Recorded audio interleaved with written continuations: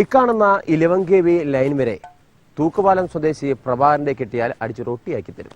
അതായത് ഏത് കറണ്ടിനെയും തന്റെ വരുതിയിലാക്കുന്ന ഒരു കണ്ടുപിടുത്തമാണ് ഇദ്ദേഹം നടത്തിയിരിക്കുന്നത്.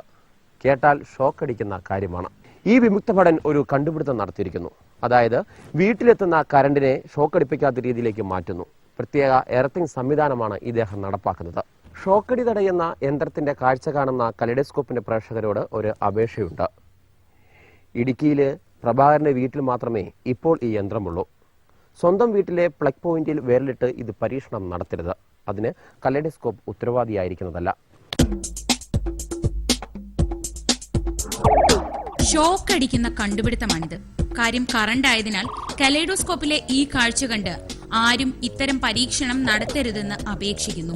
ഇടുക്കി തൂക്കുപാലം സ്വദേശി പ്രഭാകരനാണ് ഷോക്കടിക്കുന്ന കറണ്ടിനെ തോൽപ്പിക്കാൻ പുതിയ സാങ്കേതിക വിദ്യയുമായി രംഗത്തെത്തിയിരിക്കുന്നത്.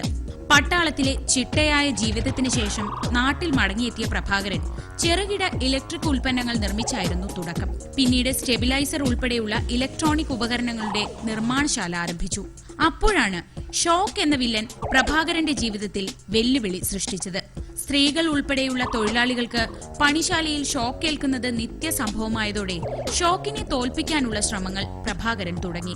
മാസങ്ങൾ നീണ്ട പരിശ്രമങ്ങൾക്കൊടുവിൽ അതിർത്തിയിലെ പട്ടാളക്കാരന്റെ വിജയം പോലെ വീട്ടിലെത്തുന്ന വൈദ്യുതിയെയും പ്രഭാകരൻ വരുതിയിലാക്കി. പ്രഭാകരൻ നിർമ്മിച്ച പ്രത്യേക ഉപകരണത്തിൽ കൂടി വൈദ്യുതി മറ്റ് ഇലക്ട്രിക് ഉപകരണങ്ങളിലേക്ക് കടത്തിവിട്ടാൽ കറണ്ടിനെ പേടിക്കാതെ എന്തും ചെയ്യാം. തെളിവിനായി വൈദ്യുതി കടന്നുവരുന്ന പ്ലഗിനുള്ളിൽ ആണിയും കൈയുമൊക്കെ കടത്തി നോക്കാം.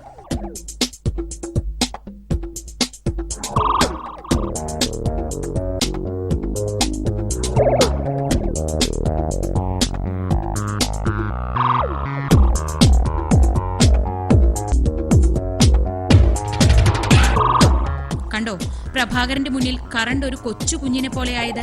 വൈദ്യുതിയെ വരുതിയിലാക്കുന്ന ഈ കണ്ടുപിടുത്തത്തിന്റെ പേറ്റന്റിന് അപേക്ഷിച്ചിരിക്കുന്നതിനാൽ ഉപകരണത്തിന്റെ വാണിജ്യാടിസ്ഥാനത്തിലുള്ള നിർമ്മാണം ഇനിയും ആരംഭിച്ചിട്ടില്ല. അതുകൊണ്ട് തന്നെ തന്റെ കണ്ടുപിടുത്തത്തിന്റെ രഹസ്യം പ്രഭാകരൻ വെളിപ്പെടുത്തുന്നില്ല. പേറ്റന്റ് ലഭിച്ചാൽ 10,000 രൂപയ്ക്ക് താഴെ ഈ ഉപകരണം നിർമ്മിക്കാൻ കഴിയുമെന്നാണ് പ്രതീക്ഷിക്കുന്നത്.